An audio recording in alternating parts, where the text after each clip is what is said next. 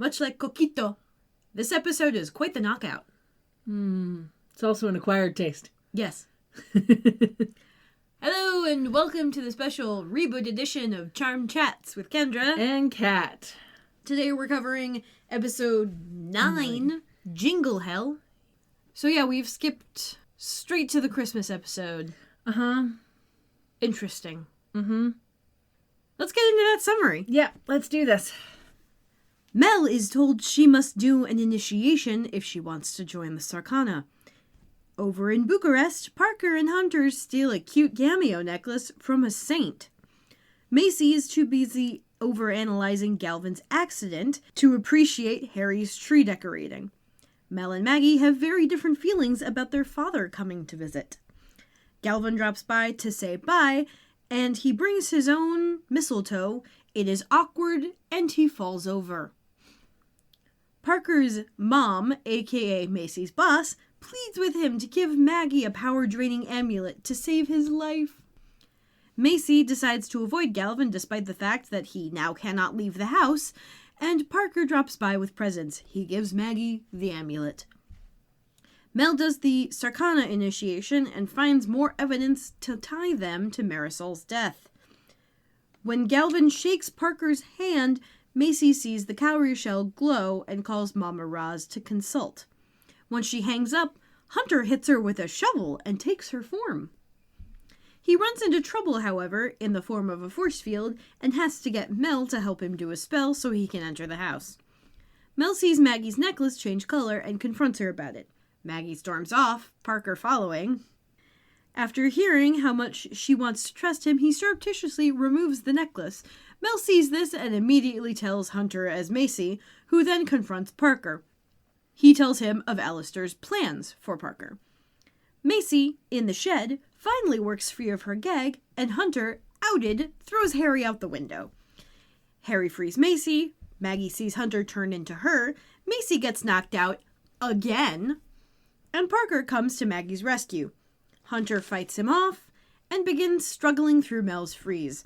Mel's tattoo begins to glow, and a flock of crows fly through Hunter.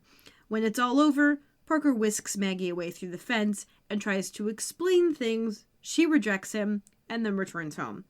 Harry finally ditches his horrendous sweater to tell the girls Galvin has missed all of the action, and Jada drops by to check in on Mel.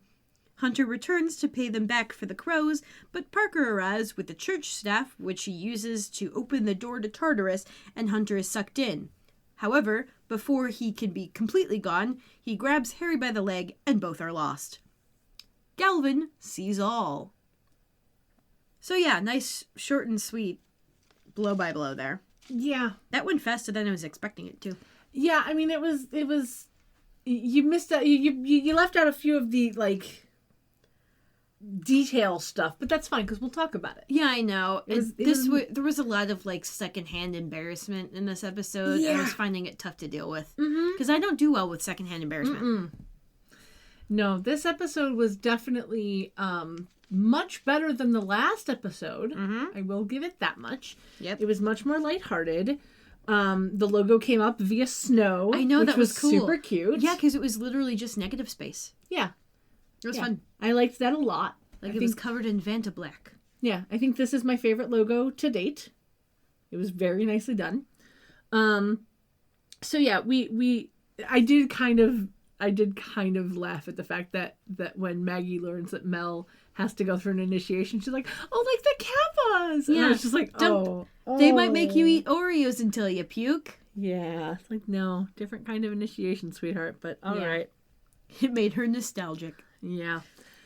I do love that Parker and Hunter come through this church in Romania. Yeah. Just through the stained glass window, and we're like, I could have sworn that there would have been maybe some security, but apparently not.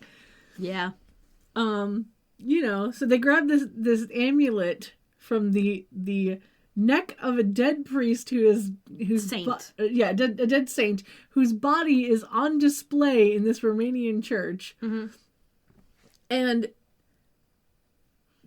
of course they get noticed by a priest who yells at them in Romanian presumably, and then starts saying the spell and stamping the staff. Yeah. Which we learned at the end of the episode apparently opens the door to Tartarus to throw demons in. Mm-hmm. Which is fun. Yeah. That's fun. Yeah. I like that. Yeah. We'll get there. Also, I love that Hunter's first instinct with his staff is like, hey, souvenir. And I love the fact that Parker, half human that he is, doesn't want Hunter to kill the priest who noticed them. So Hunter, ever the demon, just waits for Parker to leave first before killing the guy. Yeah. With his own staff. Mm-hmm. That he then steals. Yes. Like, souvenir. It's shiny. I get the impulse. Yeah. Because, who doesn't want a staff that can send them to hell? Yeah, it's like a really golden shepherd's crook. Yeah. With a Romanian cross on it. Yep. Which is basically a plus sign. A plus sign with some extra hatches. Yeah. It's basically the Romanian cross. It's a fancy plus sign. Yeah. Everyone's got their own version. Yep. I'm a fan of the Irish cross, personally. Probably because I'm Irish. Probably. But there's also one at the Catholic church across the street from my elementary school. And I used to fantasize about throwing a fanged frisbee up and cutting it off so I could take it home. Because I thought it looked pretty. Well, alrighty then. Yeah, I've always had weird fantasies. Mm-hmm. Especially as a child. Just a titch. Mm-hmm. A skosh, if you will. Yeah. I did think it was a cute Christmas tree. It was expertly decorated by someone with too much time on their hands. Yeah. I also loved the fact that Coquito was like eggnog but with coconut, and I was like, oh, I can't have it. So sad. Mm-hmm. Not that I would drink it anyway. That makes it more vegan. It also makes it more Mexican. Yes. Spanish in general. But yeah, definitely more Mexican. And I just love that Harry comes up with the brandied Christmas fruitcake. He's like, so on brand. Yep. So British. Mm-hmm. I also love the fact that Maggie tries a little bit of the fruitcake and it's just like, ew, disgusting. Because she immediately spits that shit out. Yeah. I was like, and it's not because it was fruitcake, but because it had been brandied for 3 weeks. Yeah. Which is, how you make a fruitcake edible. Because usually they're stored forever. Well, yeah, they're stored forever because they're usually packed full of liquor. I think I remember seeing that episode of Unwrapped where they talked about fruitcakes. Mm-hmm. Years ago. If you get a fruitcake when it is first made, like fresh made, it's not that bad. It's just an acquired taste because of the kind of fruit that's in it. It's usually citrons and much more acidic fruits, and I'm much more for a panettone. Yeah, I'm not a fan of the fruitcake. My mother likes fruitcake, though. Mm-hmm. But my mother also likes marzipan, so... One of my friends from choir went somewhere dressed up as a fruitcake, which is funny because he often calls himself a fruitcake. Mm. So it was very on brand. Mm-hmm. Well, the joke, gay guys usually are the derogatory term of fag, whatever, but it's the joke of the straight girls who are friends with the gay guys are fag hags. Ugh. Yeah, it's a horrible thing. But when I was a teenager, I was joking about, because one of my friends, she was talking to me and asking me, because I was friends with one of her friends who happened to be gay, and she goes, yeah, well, you're just his fag hag. And I'm like, I'm sorry, I'm not a fag hag. I am a fruit fly. And just everybody loved it. It was great. And so that became my thing. I was like, I'm not a fag hag. I am a fruit fly. Thank you very much. That's slightly better. Yeah, it's not as derogatory, and it's adorably hilarious. You know? It's also slightly weird because when you think about it, it's like a fruit fly is the one bug you don't want around. So, Yeah. It's also slightly derogatory to myself, but what can you do? It's a better pun, at least. Yes. Anyway, so this episode we learn that the girls, that Maggie and Mel's dad is named Ray. And they call him Ray. Yeah. And I guess he's our new Victor analog. Uh-huh. Because he apparently lives, and we've done the math on this, something like 8 hours away. Yeah, between 6 to 8 hours away, depending. Yeah. Yeah. And he's supposedly on his way over for Christmas. Right. And we also learned that Macy's dad's name is Dexter. Which I thought was hilarious. Oh my god, no wonder she's such a Poindexter. Yeah, Dexter. But so last episode we had Mel being the Phoebe of the group with no job. Mm-hmm. Now she's in the Prue role of hating Daddy. Yeah. And Maggie is in the Phoebe role of loving him anyway. Yeah. With Macy in the middle as the Piper analog. She's not so much the Piper analog as she is kind of the Paige analog. A bit. Because she's, like, not really involved. Like, it's not her dad. Yeah, maybe. So, she's just neutral. Maybe. Whereas Piper wasn't exactly neutral. She was just trying to be the mediator. True. But then we get Galvin at the door. And Galvin is supposed to have been going to visit his family, though he's gotten the broken leg from the drunk driver who killed him. So that's the other thing. We find out that he was apparently hit by a drunk driver. Yeah. Or somebody who had a couple of DUIs already. So I heard the engine rev as it hit him. Yeah. I'm still saying somehow that's going to come back, but might just be conjecture in that he was just hit by a dude because, of reasons. Yeah, but Macy is completely freaking out because she's like, he only got hit because of this fucking calorie shell, which, like... Yeah, this mark is keeping us whatever, which, blah, blah, blah. frankly, it's a protection thing on him. It shouldn't be hurting him. Right. And we see later, when Parker shakes his hand, it hurts Parker, not Galvin. Right. So, very clearly... You're just seeing that Macy is effectively wrong. Right. Well, Macy is, which I think is a great visual to set up that Macy is very definitely wrong about what she thinks is going on. Well, Macy is absolutely going to think that everything bad that happens is because of the mark, because that's how they've set her up. But I think it's very interesting. And it's a self-fulfilling prophecy in some ways. Yeah, absolutely. Absolutely. I think it's interesting, though, that they had Galvin, when he came in... Because at the beginning of the scene, Maggie walks in with the food, whatever, and is like, oh, it's beginning to snow. And then when Galvin gets here, he says, yeah, they're predicting a blizzard.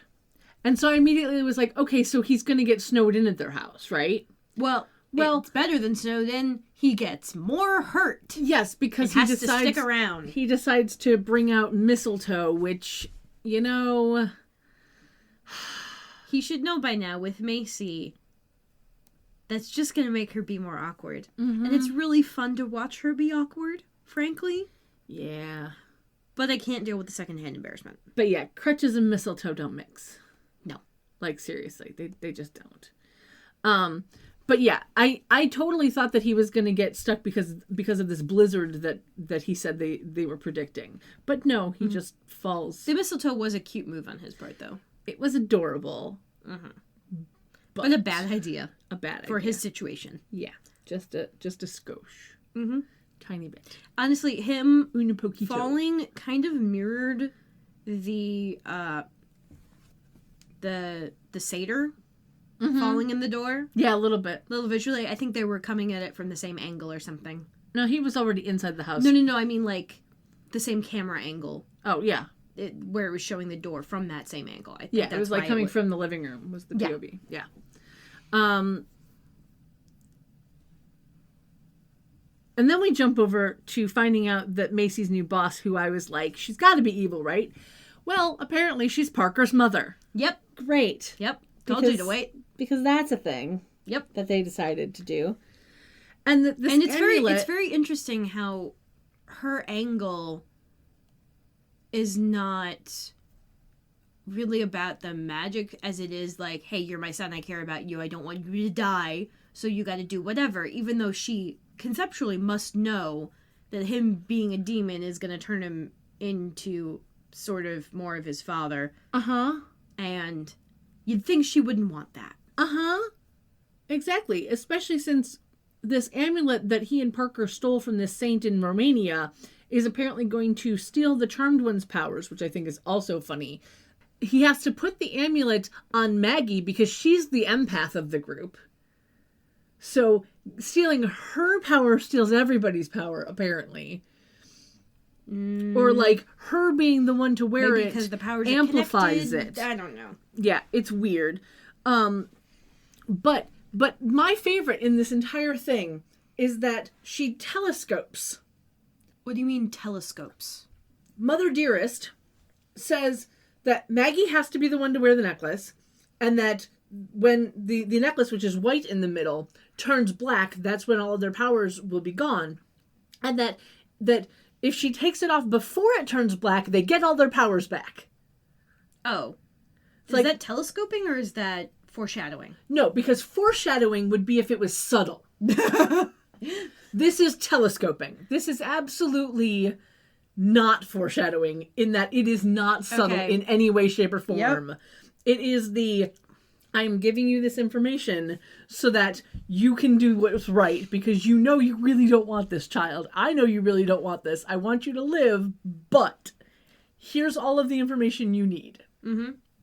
And then we get to learn that Alistair wants Parker to become full demon because he's going to be the new host body for the source of all evil. Because prophecies. Because prophecy says, for some fucking reason, the source needs to be in the body of a half demon. Or like a demon of human born or some shit like that. Yeah. Which like... I'm sorry, what now? Every goddamn scene we get with Alistair and Hunter and Parker, like all of them, or like any combination of those three together, they're possibly the worst written scenes of the entire show. Every time. It's just one-dimensional. It's also info dumping in the least subtle way. Mm-hmm. It would be great. Alistair is completely one-dimensional. Like, literally, the most dimension we had out of him was when he got introduced to Macy. And that was, like, all of 5-10 seconds. That was it. Yeah. I get that he's evil, but, like, Hunter has more dimension. Mm-hmm. Hunter is very evil in a very fun way. You know what's sad? Hunter's my favorite character so far. He's fun. That's sad. I think Jade is probably my favorite character right now. I still have issues with her. Well, yeah, but I like her.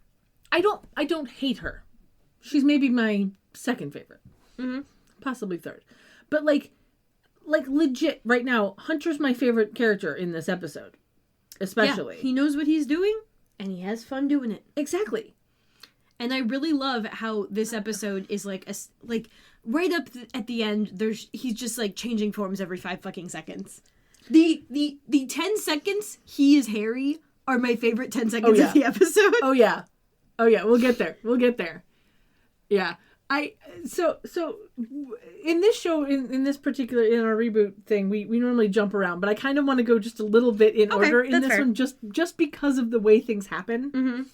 So we jump back to Macy, now trying everything she can to stay away from Galvin in her own home, which can only end well. I know, right? Yeah, she's like, "Oh, Maggie, I'll help you cook."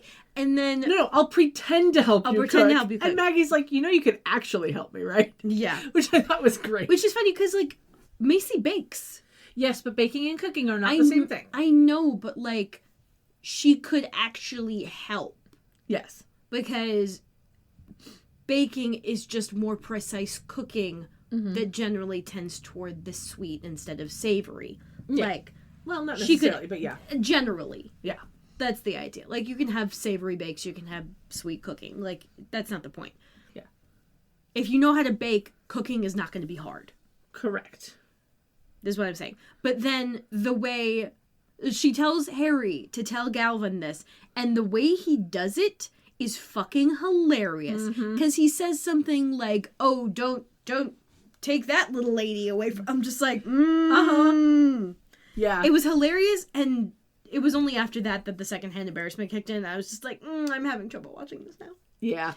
Though I do think it hilariously funny that Galvin is on crutches. He's probably on pain meds, even though he says that he's not and he's fine. Yeah. But then he's like drinking this coquito. And throughout the entire episode... He just gets drunker. He gets more drunk, but I love that throughout the entire episode, Harry starts saying coquito with more of an accent. Yeah. It's hilarious to me. That, I think, was my favorite character progression of Harry. That was a good choice on... It's like, the more drunk he gets, the more Hispanic he sounds as he says this one word. What's the actor's name? Rupert? Rupert. Yeah. Good choice, Rupert. Yeah. Oh, man. Yeah, and apparently they drank all of the coquito. Yeah. And yeah, when Mel goes later on to find, she goes, "Did we really drink it all?" I was like, it must be seriously powerful. Well, but it's like you only made one jug of it. I mean, of course you drank it all. There wasn't a whole lot there. I'm just saying, I can drink a gallon of orange juice in a day. You know, like, more than one person drinking a gallon of coquito makes sense. Even with those tiny little glasses. Yeah. Anyway, but then we get Parker coming in. And then Harry passes out. Oh, yeah, Harry passing he's so out drunk. was great. Hey, but it's funny how white lighters cannot hold their liquor. Or at least this white lighter This can't. one, at least, yeah. But so jumping back for a moment, so Parker comes in with the Gap bags, and I was like, oh, here's our Gap product placement. Yep. Haven't had that yet. Yeah, which is funny then, because he pulls out the necklace and whatever the Japanese chess set thing that he said he got for her dad. Again, he's actually good at listening. Right, but here's my thing. Neither of those things came from the Gap. So what the fuck else is in those bags? True. Because I'm just saying, well, you can't get a Japanese chess set at the Gap. Well, considering the chess set was like seriously wrapped. Yes. He got other shit at the Gap and used those bags to transport the presents. Because that's what I do. I'm sure, absolutely. Well, but I don't go to the Gap, but like other bags. It was just hilariously funny to me that it was these huge Gap bags as our product placement, and then everything he pulls out of them is not from the Gap. It was just very, very funny to me. Yeah, it was funny. But yeah, so he gives her the necklace now, and he's a little bit awkward in the aren't you going to open it? Aren't you going to wear it right the second? Blah, blah, blah, you know? And he backs off, and she's like, fuck it. Yeah, she wears it, but it was one of those where, like, I loved the fact that it was like she's wearing a low-cut top, and it fits perfectly in that spot, and you can see how bright white it is. Yep. And he somehow doesn't think that anyone is going to notice that it's changing color throughout the night. This plan was not well thought out. Yeah. We then go to the initiation thing, where we see at least 6 women. Yeah. In this and they're all black room, roughly the same age. I want to say they're all roughly the same younger. Age. They're all in black clothes. A few of them have their faces covered, and they all seem to be women of color. Yeah, that I could tell. There may have been like one white girl, but yeah, it was varying ethnicities, but mostly women of color. Right. Of the, I'd say, millennial generation, probably. Yes. And the initiation consists of Jada saying, "Do you really want to be here?" Mel kind of saying yes. And then a spell is said, a tattoo is magically placed, and crows are heard and then seen. Yeah. Oh, and we get a flashback, in case you forgot about the fact that crows were there when Mommy died. Yeah.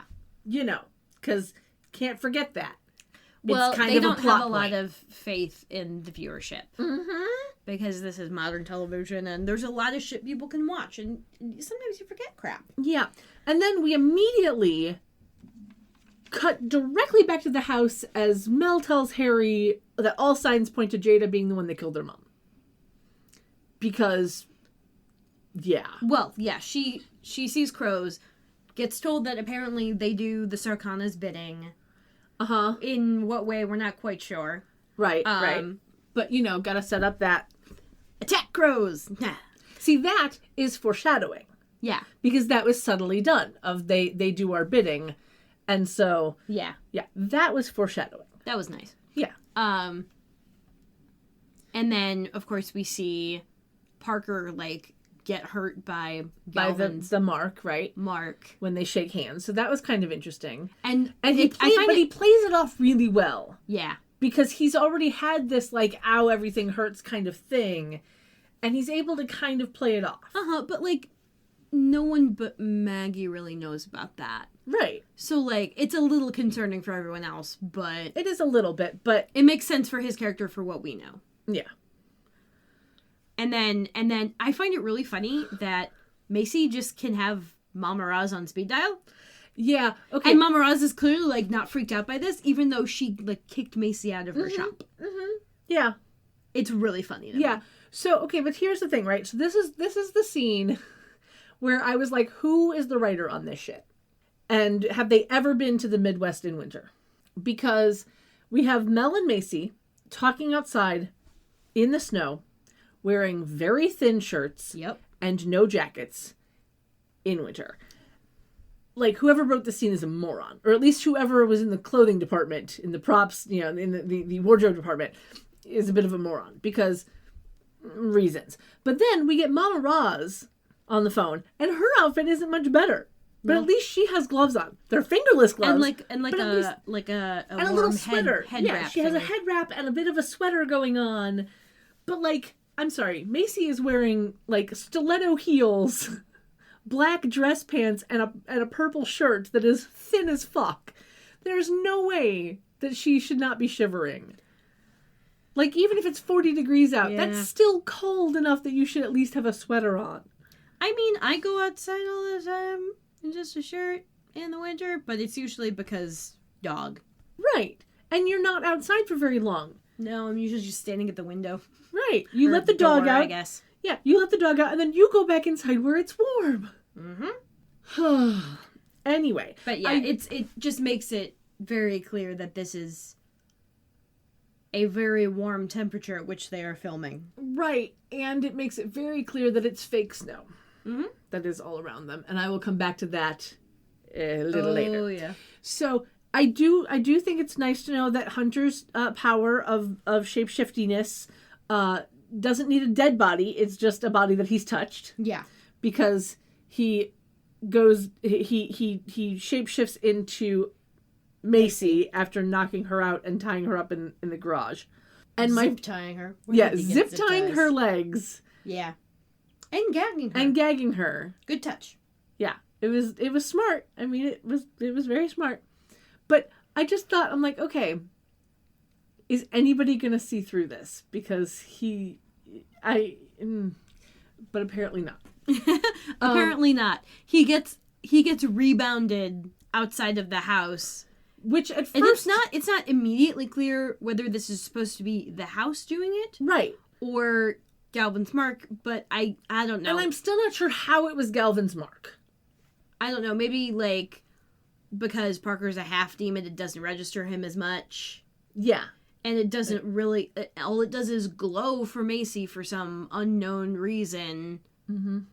And it hurts Parker.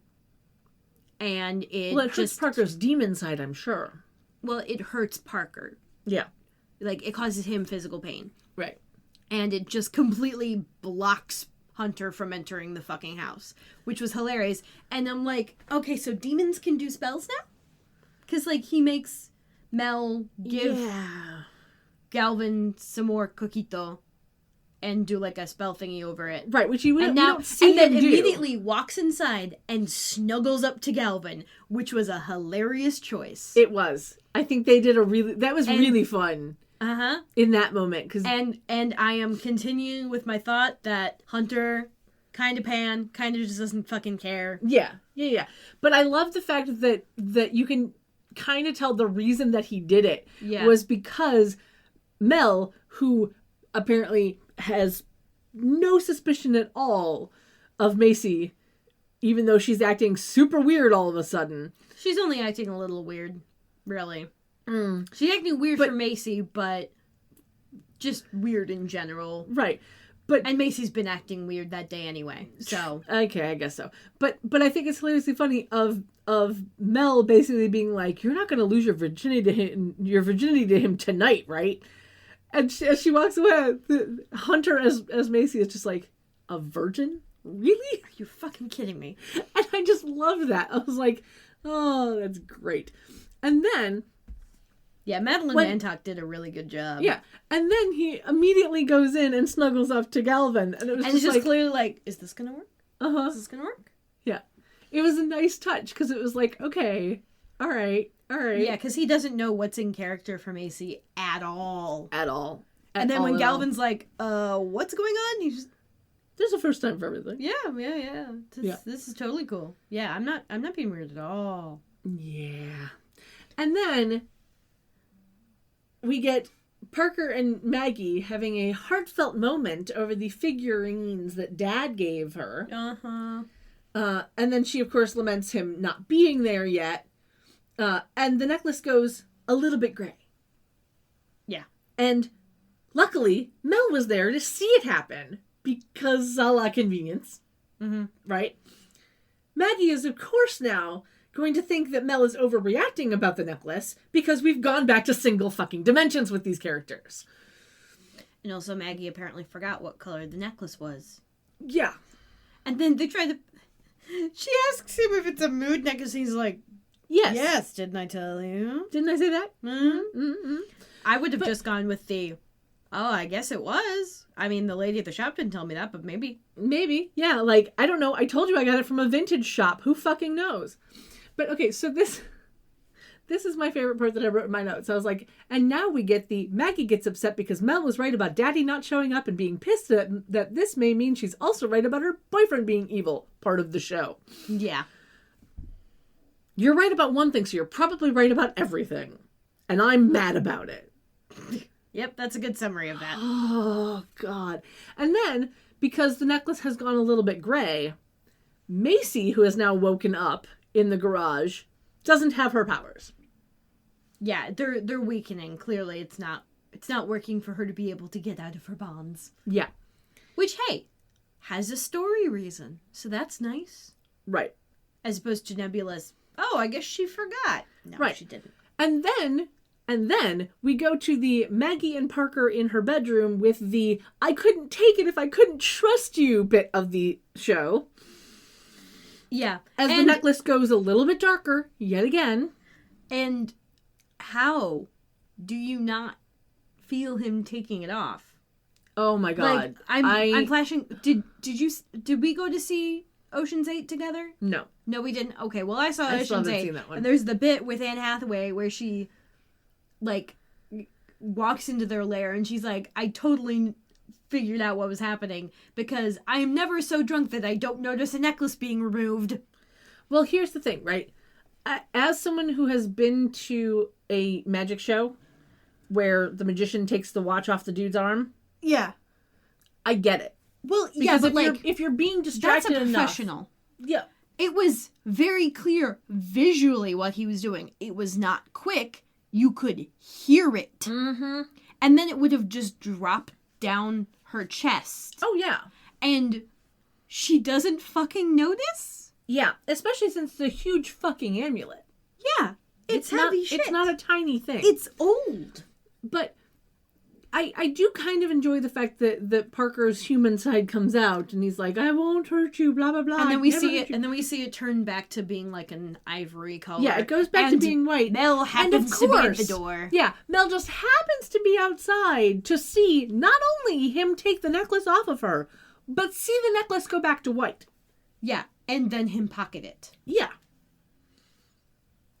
Because reasons? Well, I mean, she's got to be the one who's not being believed by her sister or something. Right. Well, but here's the real reason. Is she then has to be the one to tell Hunter version of Macy. Yeah. That of what she saw. Because then Hunter immediately goes to Parker, who is now conveniently in the bathroom and away from everybody.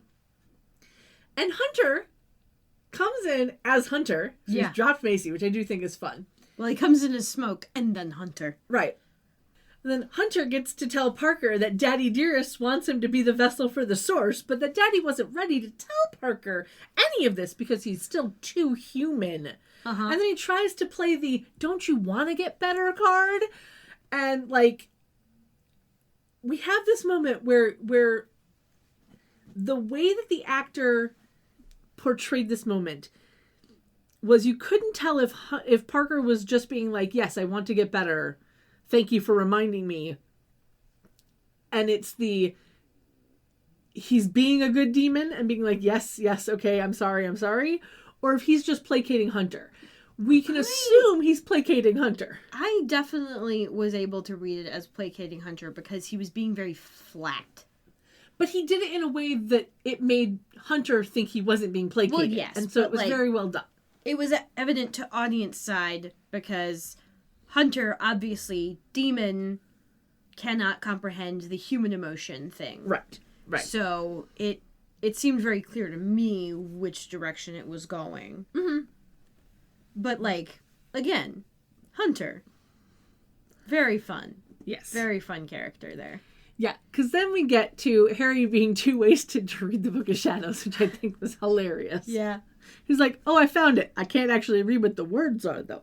The amulet being removed then allows Macy to tap into her full power. And so the first thing she does, very intelligently, is remove the gag. Yes, but so here's the thing, right? So this is the moment, this scene is the moment where I wanted to punch Harry. Because we learn from the Book of Shadows that the amulet steals their powers. Mel, of course, then puts the pieces together. We immediately see Parker trying to talk to Maggie, and Galvin's like, hey, hate to break up this moment, but I have to pee, and I'm on crutches, and you're the only other boy. Can you help me? And Parker, instead of being like, I'll get to you in a second, dude, I need to talk to my girlfriend, he's like, okay, fine, Maggie, stay where you are, because, you know, we have to have this moment of tension craziness, right? Mm-hmm. So they go off, and that's when Maggie finally notices the necklace is missing. Yeah. Is because now Parker has walked off and she glances down and it's gone. Like, okay, sure. Yeah. But so Macy in the garage, shed, in the shed, whatever, finally gets the gag off because her powers have come back. She calls out to Harry as Hunter version of Macy comes up to the attic and is standing in front of Harry. And Harry stupidly... He's drunk. I don't care. No. Stupidly says aloud, you're calling me, but you're standing in front of me. He's drunk. This is peak drunk Harry. It makes total sense to me. Because he is drunk. I mean, I guess so. That is literally the only caveat. Mm-hmm. Is because he's drunk. But yeah. like... He's too drunk. He needs to be smacked out the window. Yeah, okay, which so... did get framed a little bit, like the girls coming up to the window after Marisol got thrown out. Oh yeah, that's exactly what they did. That was cool. Yeah, they exactly did that. It's the same fucking window. Same framing. Yeah. Though it's funny, because it didn't look like Marisol had fallen out into the courtyard. Well, granted, it was all covered in snow, so we couldn't see the flagstones. Very true. Very, very true. And it was out the back of the house, not the front. Correct. Yeah, no, it was the same exact window that Marisol fell out of, and it was the exact same spot that she fell. Yeah. But it just looked different because of the snow. It looked different because of the snow. Yeah, but then he, of course, Hunter has to go down there immediately and try to choke Harry out. And I like that this is my favorite he has scene. to not be touching him in order to orb to Macy, because if he's orbing while touching, he has to take the other person. Right. I like that that's a rule. This was my favorite scene in the entire episode. Yeah, it was very blow by blow. Because Macy calling out for Harry again distracts Hunter just long enough for Harry to actually orb out and get to her. Mm-hmm. And so they come outside, and this is where Harry... Yeah, Maggie comes outside because she's like, I heard a thing. And Hunter, who is transformed into Harry, is being says some stereotypically... more British than usual. Some stereotypically British shit. It's great. Including, I believe, bollocks, which I thought was just great. Oh, man. And of course, Mel is like, "Oh no, that's not Harry." Yeah, and it's a shapeshifter. While Maggie's turned around, Hunter turns into Maggie. Yeah, and then tries to pull the no, she's the evil one. Yeah, it's the. But only after knocking Mel out, which was very a la convenience. Yes. So Macy and Harry come outside. Just everyone is getting knocked out all over the place, like. Oh, man. Okay, so, but Mel gets knocked out into the house. Mel gets knocked out because she tries to use the freezing power, and Hunter turns it back on her. Right. And then Macy gets knocked out because she picks up pieces of glass from the window breaking and is holding them up, clearly not quite sure which one's which, but, like, threatening anyway, so Hunter has to knock her out and Hunter into knocks a snowbank. Into a pile of snow. Keep that in mind for later. Yeah. Knocks her into a pile of snow. He then grabs a piece of glass, which is covered in blood. Yeah, because he's cutting himself. Right. Starts to go for the actual Maggie. Harry, of course, then tries to attack, but gets knocked into a fence and knocked out. Yep. And then Parker shows up, goes smoky, attacks Hunter as Maggie, and Hunter goes smoky and turns back into himself. And this is when, Maggie's like, well, fuck, my boyfriend is the shadow demon dude. Yeah. So that's great. He's the smoke monster. Uh-huh. Okay. And then I think And then does Parker then get knocked out? Because then Hunter says Dad was right about Parker being too soft, and at this point I'm just like, okay, is Galvin going to show up now and see what's happening? Yeah. Yes? No? Right. Maybe? Okay. Then Hunter knocks out Parker, who goes skidding across the floor. And Maggie refuses to move from her spot and fucking run. So Mel has to try and stop Hunter. Yeah, because now Mel has gotten up off the ground. She's back to consciousness. Yes. Tries to freeze Hunter, who is able to walk through the freezing. Yeah. Because he's apparently a strong enough demon. Yeah, or something. And then finally the tattoo on Mel's wrist glows brightly. Glows purple. Yeah, and we hear crows cawing overhead. And I really loved the effect. It looks like they were flying through him, kind of. Yeah, they were flying through him. Yeah, that looked really cool. And he seemed scared of them. Yeah, he got scratched. And he's like, oh no. Did he say not again? He said not them or something? Yeah, like he's seen them before. Yeah, like he got scared of these crows. Yeah, which was fun. Which was great. That's why I say this is my favorite scene. Yeah. And it was not immediately apparent to me whether he was merely defeated or, like, actually fucking killed. Like, no, because he went smoky and disappeared, so I knew he wasn't really dead. It didn't seem like it went in a particular direction, no. It was, like, visually a little confusing to me. But anyway, that's all resolved, and Parker wakes up now and has to squish Maggie off. Hold on. But before Parker wakes up, Macy wakes up in the pile of snow. And she is completely dry. Yeah. Completely dry. It's fake snow. Pile of fake snow. Just accept, whenever you see snow on TV, it's fake. I know. You just have to accept that. I know.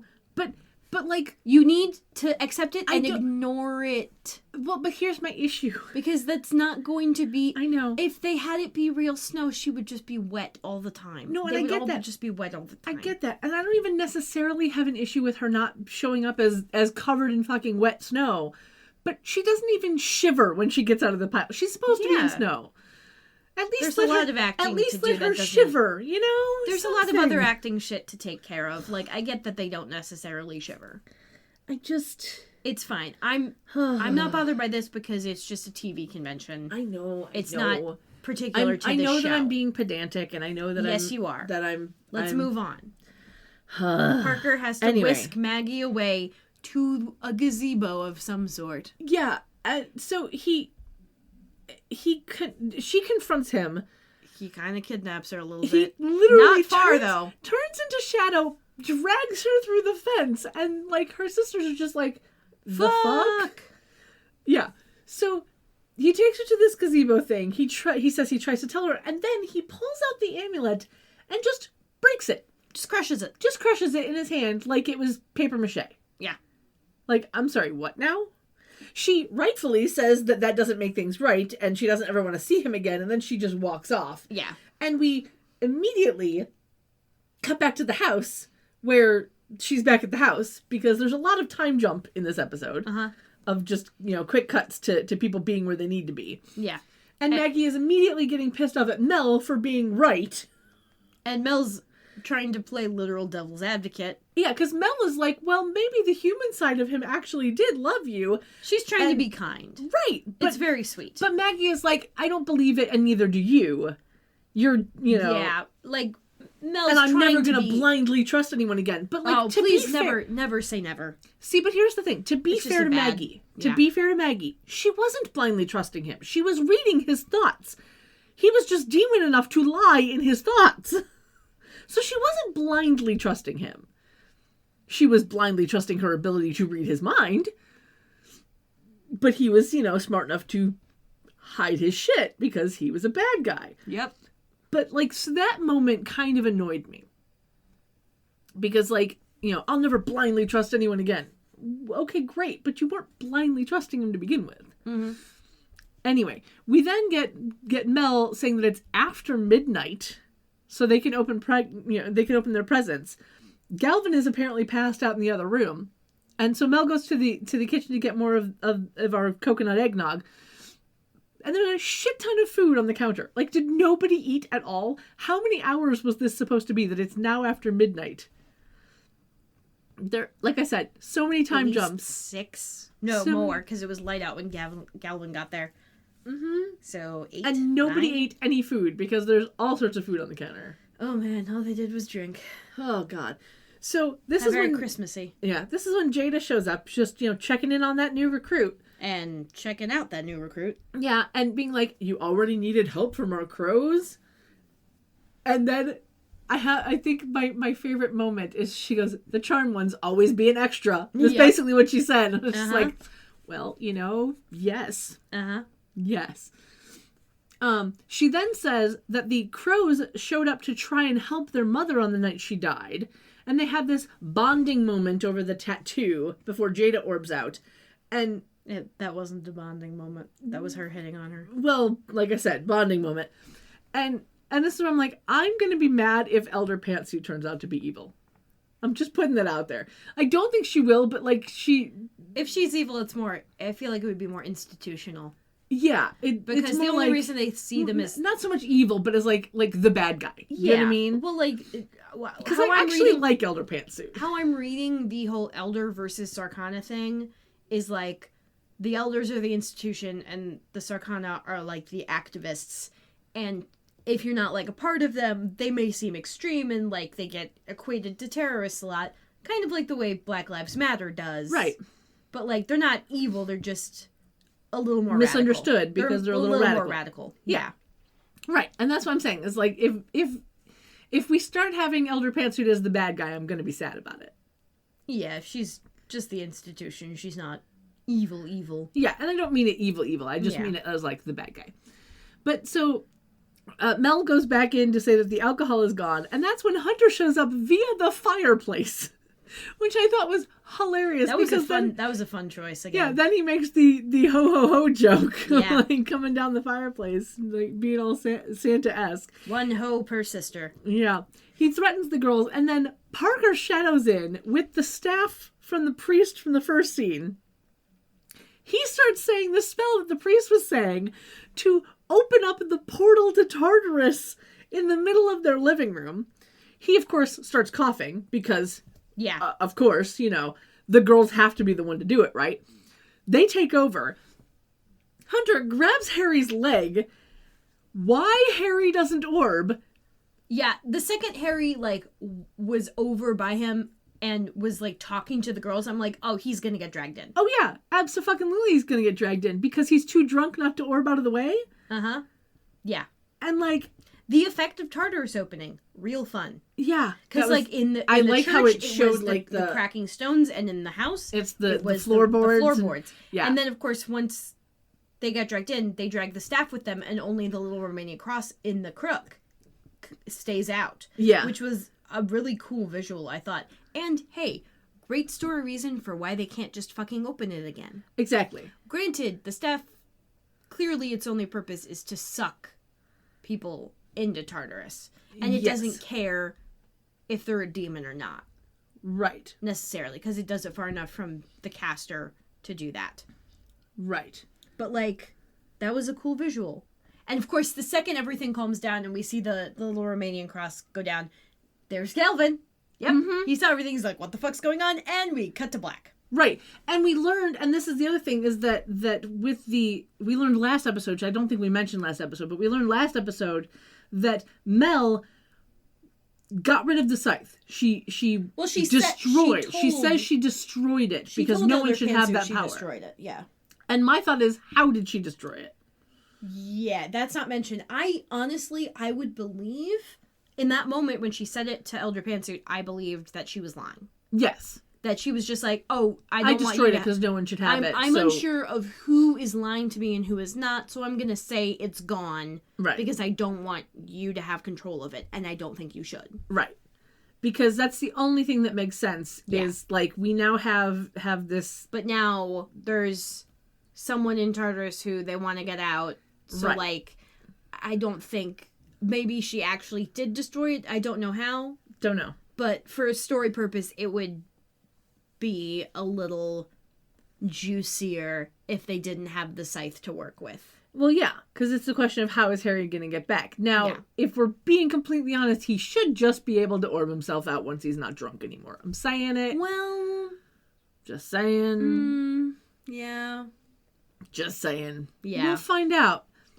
But yeah, so final thoughts from me. I like that Galvin finally knows, because now he's seen something. Or at least he's seen something. So hopefully now he can finally be their Daryl. Yeah. Because Nico was never going to be their Daryl. No.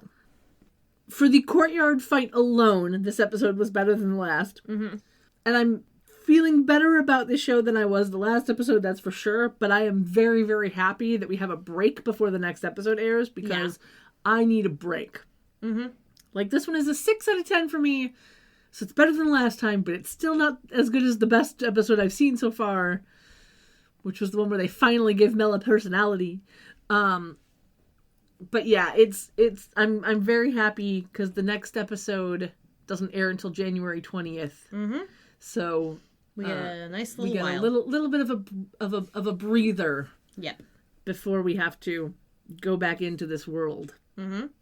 And I am desperately in need of a breather. Yes. From this. Yeah. I need a little time to myself now. Yeah. Okay, yeah. We done? Yeah. We have no sign off.